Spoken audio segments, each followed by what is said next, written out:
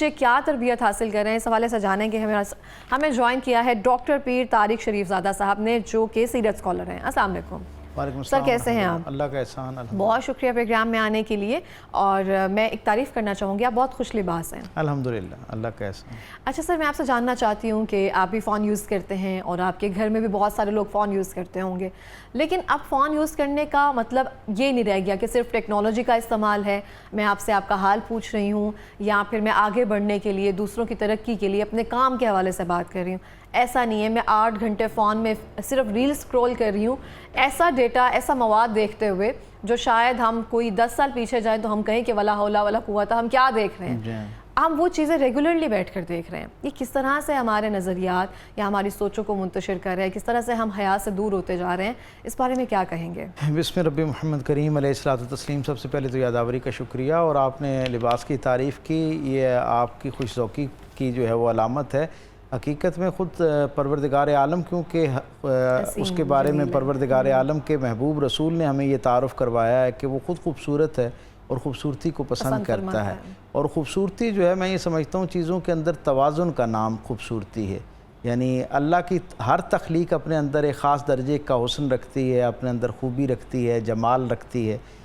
وہ جمال جب ایک خاص توازن کے ساتھ آ جاتا ہے تو ہم یہ دیکھتے ہیں کہ اس کی خوبصورتی، اس کا تاثر، اس کی تاثیر کئی گنا بڑھ جاتی ہے. بالکل اسی طرح یہ جتنی نعمتیں ہمارے گرد و پیش میں موجود ہیں، اگر ان سے استفادہ کرتے وقت بھی ہم ایک اعتدال پر قائم رہیں تو شاید وہ ان کا جو حقیقی فائدہ ہے وہ ہم تک پہنچ رہا ہوتا ہے. اور جب ایک خاص درجے سے زیادہ کتنی خیر والی کوئی چیز کیوں نہ ہو، جب وہ ایک بے ہنگم انداز میں، بے ترتیب انداز میں ہماری زندگی کا حصہ بننا شروع ہوتی ہے تو اس سے خیر کا عنصر کم ہونا شروع ہو جاتا ہے، اور اس کے اندر جو نقائص اور عیب ہیں، جو اس کے اندر ایک منفی پہلو ہے، وہ زیادہ آپ کی شخصیت، آپ کی ذات، آپ کے کام تک آنا شروع ہو جاتا ہے. بالکل یہ ظاہری زندگی سے لے کر ہماری زندگی میں استعمال ہونے والے گیجٹس تک، سب کے لیے یہی جو ہے نا معاملہ اور یہی اصول جو ہے وہ کار فرما ہے. ہم سب کو یہ سمجھنا چاہیے کہ اللہ کے رسول صلی اللہ علیہ وسلم نے جو دین ہمیں دیا، جو زندگی گزارنے کا بہترین اسلوب عطا کیا، اس میں آخری نصیحت جو رسول اللہ صلی اللہ علیہ وسلم سے عمومی درجے پر لوگوں تک پہنچی،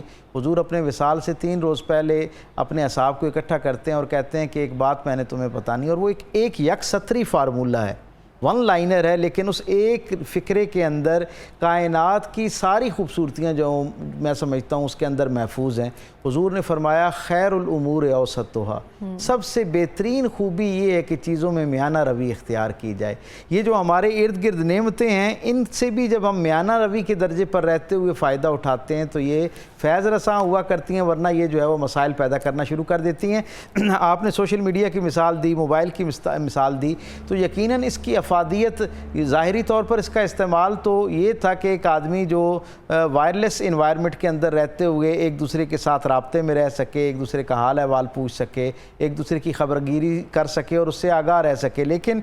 وقت نے اس کی اہمیت کو اتنا بڑھا دیا کہ پھر کئی درجے کی جو نہ صرف یہ ہے کہ ضرورتیں اس کے ساتھ منسوب ہو گئیں، بلکہ بہت سارے گیجٹ سے بھی اس نے ہمیں آزاد کر دیا. گھڑی سے، ٹارچ سے، کیلکولیٹر سے، نہ جانے اور کتنی ایسی چیزیں ہیں جن سے ہم گویا آزاد ہو گئے، اور ہم نے پھر ایک موبائل کو ہی اپنی پوری دنیا بنا لیا. ظاہری طور پر اس کے اوپر مختلف ایپس کے نام پر جو ہمیں سماجی رابطے کے ذرائع بتائے گئے، جنہیں ہم سوشل میڈیمز کہتے ہیں، جن میں فیس بک ہے، ٹویٹر ہے، انسٹاگرام ہے، ریلز ہیں، اسی طرح کا اور جو باقی مختلف اس قبیلے کی جو مختلف اور اقسام ہیں. ہم یہ سمجھتے ہیں کہ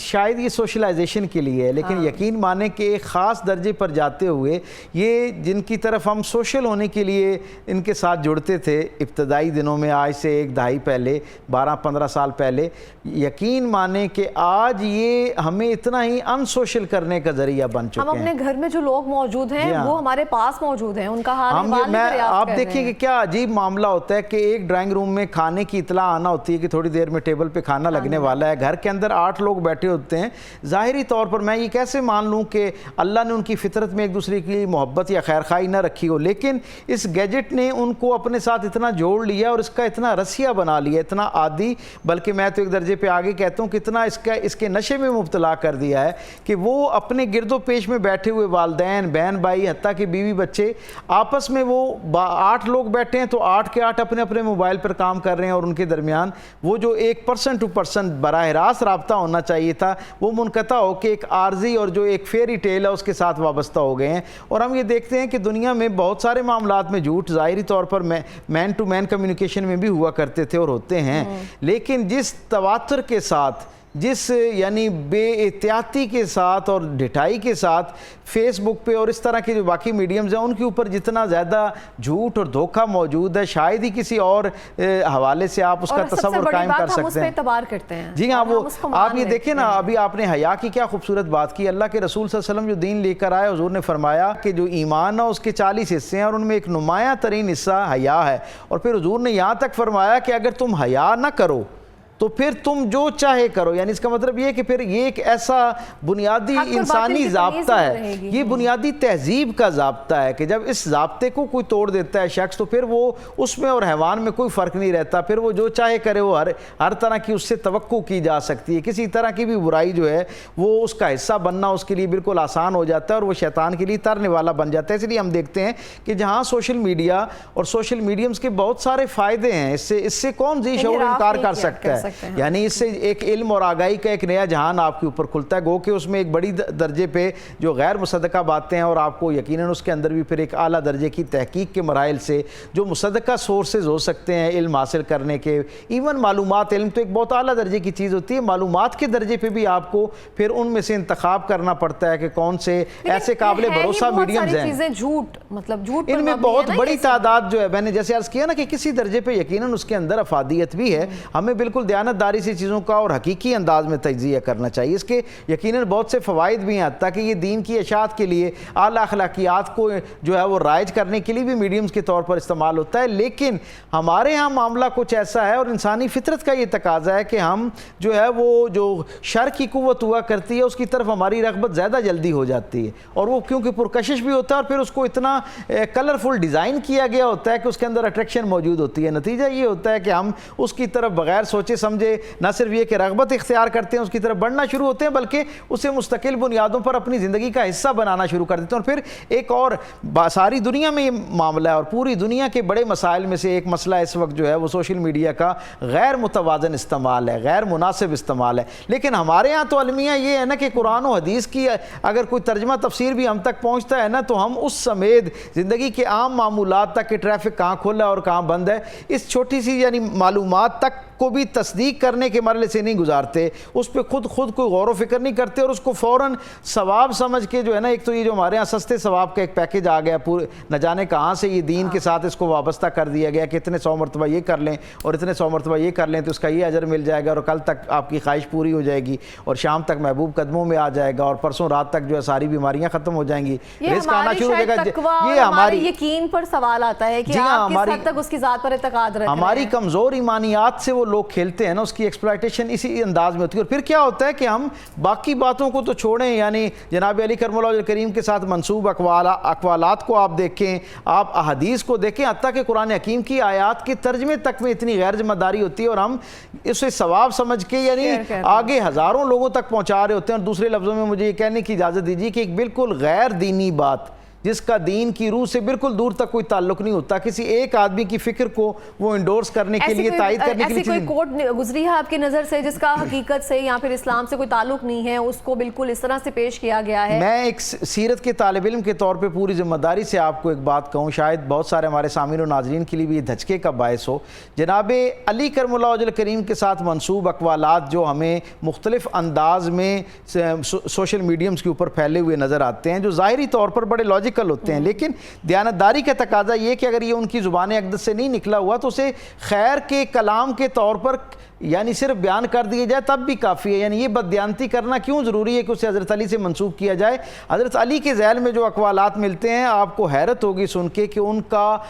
85% جو مواد ہے، یہ باقاعدہ 3 یا 4 جو تعلیمی مذہبی ادارے ہیں ان کا سروے میں آپ سے شیئر کروں. 85% مواد جو حضرت علی سے منسوب کیا جاتا ہے وہ حضرت علی سے محبت کرنے والے امت کے جتنے مکاتب ہیں کسی کے ہاں صحیح سند کے ساتھ موجود نہیں ہیں. وہ سارے کا سارا فیک ان کے ساتھ. یعنی میں صبح اٹھا اور مجھے کوئی ایک اچھا فکرہ کسی ایک آدمی کی تحریر میں ملا یا میرے اپنے خیال میں کہیں ایک اچھا فکرہ آیا، اب میرا دل یہ کرتا ہے کہ اس کو میرے نام سے منسوب کر کے لوگوں تک پہنچنا چاہیے، اور میری حیثیت ایک عام آدمی کی سی ہے، میری بات پہ لوگوں نے توجہ نہیں کرنی تو میں نے فوراً اسے حضرت علی کے ساتھ منسوب کر دینا، اس کو چلا دینا ہے. حتیٰ کہ احادیث، اور میں بڑی ذمہ داری سے کہہ رہا ہوں کہ قرآن حکیم کے تراجم کے اندر بھی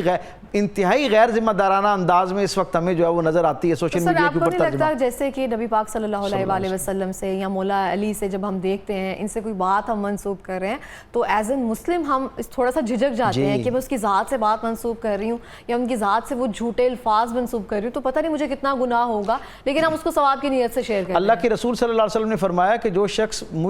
کسی نے مجھ سے ایسی بات منسوب کی جو میں نے نہیں کہہ رکھی تو وہ اپنا جو ٹھکانہ ہے اسے جہنم میں دیکھ لے. یعنی اتنا یقین سے کہا کہ اس کا جو آخر ہے وہ اللہ کی ناراضگی پر ختم ہونا ہے اس کی زندگی نے. یعنی جو سرکار دو عالم کی طرف صرف ایسی بات کو، حضور نے یہ نہیں کہا کہ نامناسب بات کو مجھ سے منسوب کرے، یہ نہیں کہا کہ ایک ایسی بات جو ظاہری طور پر فائدہ دینے والی نہیں ہے، نقصان دینے والی ہے، وہ بات مجھ سے منسوب کی ہے. نہیں، حضور نے فرمایا کوئی بھی ایسی بات جو میں نے نہیں کہی اور میری طرف منسوب کی گئی ہے اس کا وبال کم سے کم یہ ہے کہ اس کا ٹھکانہ بیان کرنے والے کا جہنم ہے. اچھا، ایک بدبخت نے تو یہ کر دیا. اب ہمارا المیہ یہ ہوتا ہے کہ ہم بغیر تصدیق کیے، یعنی اس کے ساتھ نیچے حوالہ لکھا ہوا ہے قرآن حکیم کی فلاں سورت کی فلاں آیت ہے، ایک لمحہ لگتا ہے اسی موبائل کے اندر قرآن حکیم موجود ہے. اگر آپ خود قرآن حکیم کے مطالعے سے اتنا آپ کا براہ راست شغف نہیں ہے یا آپ کا حافظہ اچھا نہیں ہے تو آپ ایک لمحے میں وہاں سے دیکھ سکتے ہیں. اب آپ نے اتنا جو ثواب کمانا ہے، دیکھیں نا، ایک دن میں آپ سمجھتے ہیں کہ یہ 10,000 لوگوں تک پہنچے گا تو اتنا ثواب اکٹھا ہو جائے گا. بھائی اگر اتنا ثواب لینا ہے جسے حاصل کرنے کے لیے ویسے اتنی عبادت، ریاضت، تقوی، پرہیزگاری، دیانتداری، اپنے حسن معاملت کو اختیار کرنا پڑتا ہے، اگر وہ اتنا آسان ہے بھی اگر ایک لمحے کے لیے اختیار کرنا، تو کیا آپ اس اتنے بڑے اجر کے لیے اتنی سی مشقت نہیں کر سکتے کہ ایک دفعہ قرآن حکیم کھول کے اس کو دیکھ لیں؟ اور میں نہیں سمجھتا کہ ہمارے معاشرے میں کوئی گھر ایسا موجود ہے جہاں پر کم از کم قرآن حکیم موجود نہ ہو اور وہ اس کو کھول کے نہ دیکھ سکے کہ واقعتاً یہ قرآن حکیم کی آیت ہے بھی یا نہیں ہے، اس کا ترجمہ، اس کا مفہوم وہ ہے بھی جو میں لوگوں تک بیان کر کے ثواب کمانے کی نیت سے بیان کر رہا ہوں، اور حقیقت میں اللہ کے ساتھ، اللہ کے کلام کے ساتھ ایک بددیانتی کرتے ہوئے ایک ایسی بات منسوب کر رہا ہوں جو قرآن اور حدیث کا حصہ ہے ہی نہیں ہے، اور اس کا وبال کس درجے کا اللہ کی ناراضگی. یہ جو ہم کہتے ہیں نا، ہم بہت سارے خیر کے کام کرتے رہتے ہیں، ہمارے مسائل اور بڑھ رہے ہوتے ہیں، تو کم و بیش معذرت کے ساتھ ہم اکثر اسی طرح کے غیر ذمہ دارانہ انداز میں اور شارٹ کٹس کے ساتھ اللہ کو راضی کرنے کے چکر میں ہوتے ہیں. انعام کا معاملہ اللہ کا ہے، وہ تو ایک لمحے میں کوئی اللہ کو پکارے گا تو شاید اللہ ساری معصیتیں، برائیاں دور کر دے اور اس کے لیے فرمان رحمت جاری کر دے. تربیت کا کس طرح سے رول ہے؟ ہم دیکھتے ہیں والدہ جو ہے بہت ساری چیزوں میں کہ ہم سب تمام کاموں سے فارغ ہوئے ہیں، بچوں کو بھی موبائل دیا، خود بھی موبائل دے کے می ٹائم ہے، میں فون دیکھ رہی ہوں، ریل دیکھ رہی ہوں، اس ٹائم مجھے کوئی پریشان نہ کرے. وہ ٹائم ہوتا تھا کہ جس میں ہم کچھ ایسی ایکٹیویٹیز کرتے تھے، نماز، قرآن پاک وغیرہ، تو بچے جو دیکھ رہے ہوتے ہیں وہی سیکھ رہے ہوتے ہیں، کہنے سے نہیں سیکھتے ہیں. وہ آپ یہ دیکھیں اسکول جانے سے پہلے کے جو بچے تھے ان کی آج سے پہلے ہمارے اپنے زمانے میں جو ایک براہ راست ایک جو تربیت کا نظام تھا اس کے اندر والدین کی طرف سے سٹوری ٹیلنگ ہوا کرتی تھی. اب سٹوری ٹیلنگ جو ہے وہ کتاب سے دیکھ کے نہیں ہوا کرتی تھی، وہ کوئی گیجٹ سامنے رکھ کے اس سے پڑھ کے نہیں سنائی جاتی تھی، بلکہ دو لوگ براہ راست، ماں اور بچہ، باپ، دادا، دادی، نانا، نانی، ان میں سے کوئی ایک جو ایلڈر کریکٹر ہے گھر کا، وہ اپنے جو نوزائیدہ بچے ہیں ان کے ساتھ جو ابھی عملی زندگی کا حصہ نہیں بنے، انہیں کچھ خیر کے، اخلاقیات کے درس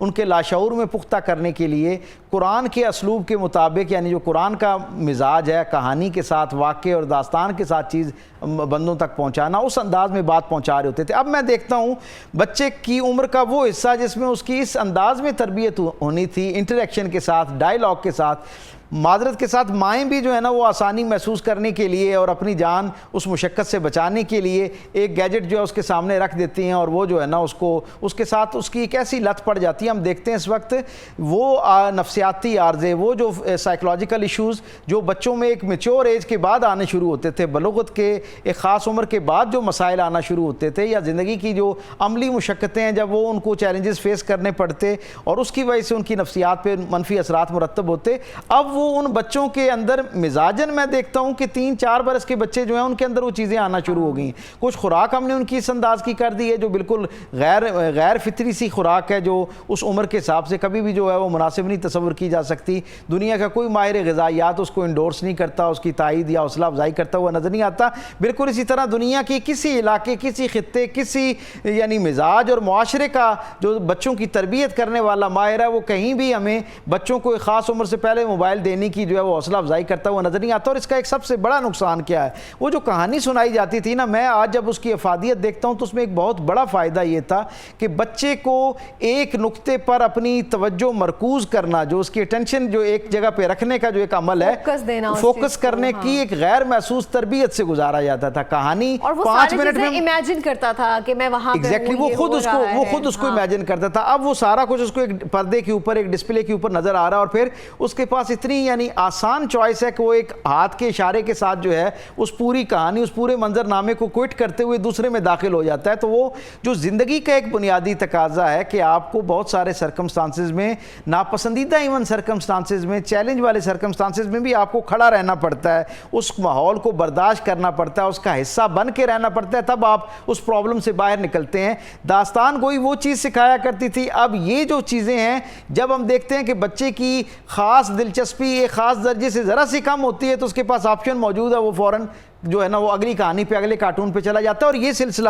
یعنی بچوں کے درجے پہ اس درجے کا نقصان دیتا ہے. اور پھر جب ایک بلوغت کی عمر کے اندر آنا شروع ہوتے ہیں تو جو چیزیں ان کے لیے معاشرے کے اندر آزادی سے میسر نہیں ہوتی، وہ ان کو رات 3 بجے لحاف کے اندر موجود میسر ہوتی ہے، دنیا کی ساری بے حیائی اور ہر وہ چیز جو عمر کے اگلے حصوں میں، اگلے زمانوں میں جس تک ان کی رسائی ہونی چاہیے، ان کے شعور کی ابھی وہ تقاضا نہیں ہوتا کہ ان تک وہ باتیں کھولی جائیں، وہ وہاں ایک گیجٹ کے اوپر آزادی کے ساتھ ان کے سامنے نہ صرف موجود ہوتی ہیں بلکہ دعوت گناہ دیتی ہوئی نظر آتی ہیں. آپ نے ایک بہت اچھا پوائنٹ ریز کیا، وہ یہ کہ جس طرح سے کوئی بھی ہمارے پاس چیز موجود ہے ہم اس کو 2x کی سپیڈ پر سنتے ہیں، آگے کر دیتے ہیں جب مرضی چاہتے ہیں، تو ایک پیشنس لیول جو ہے نا وہ ختم ہوتا جا رہا ہے، کیونکہ ہمیں پتہ ہے کہ جلدی ختم ہونا ہے، جلدی کرنا ہے، یہ سب چیزیں ایسے ہونی ہیں. آپ یہ دیکھیں ہمارے زمانے میں بھی اشارہ توڑا جاتا تھا، لوگ توڑتے تھے اشارہ، لیکن شرمندگی محسوس کرتے ہوئے دیکھتے تھے ہمارے کوئی جاننے والوں میں دائیں بائیں ہمیں نظر نہ آئے. یعنی یہ ایک عجلت پسندی جو ہے، یہ ہمیں پتہ تھا کہ یہ عیب ہے. اپنی شخصیت کو ایک جو نظام ہے اس کے تابع رکھ کے زندگی گزارنا یہ خیر کا معاملہ اور یہ خوبی کا معاملہ ہے، تہذیب کا تقاضا ہے. ہمیں یہ موجود پتہ ہوتا تھا اور کہیں کہیں ہم جو ہے کسی جگہ پر خلاف ورزی کرتے اور پھر اس پہ شرمندگی محسوس کرتے، اور ہم میں سے کسی ہمارا کوئی بڑا دیکھ لیتا تو ہمیں باقاعدہ اس کے اوپر ڈانٹا جاتا، سمجھایا جاتا. آج کا بچہ آپ دیکھیں کہ صرف ایک شرط ہے کہ اس کے سامنے سڑک خالی موجود ہونی چاہیے اور کوئی اشارہ کوئی چیز موجود ہو، وہ ایک لمحے کی وہاں اس پیشنس کو. اور یہ صرف سڑک کی بات نہیں ہے، زندگی میں ہر چیز میں ان کو لگتا ہے بس ہم ہی ہو، شاید کوئی بھی نہ ہو، اور اس چیز کو ہم آگے لے کے چل رہے ہیں. سر لاسٹ منٹ میں کوئی پیغام دینا چاہیں گے؟ بہت سادہ سی بات یہ ہے جی کہ اپنے انسان جتنا اپنی فطرت کے قریب واپس پلٹے گا، اتنا وہ خیر کے قریب پہنچے گا، سکون کے قریب پہنچے گا اور حقیقی خوشی کے قریب پہنچے گا. یہ ساری گیجٹس، ہم یہ ساری زندگی میں چیزیں اس لیے شامل کرتے ہیں کہ ہمیں خوشی کی تلاش ہے، سکون کی تلاش ہے، لیکن ہمیں پتہ چلتا ہے کہ at the end of the day ہم جتنا بھی آگے چلے جائیں،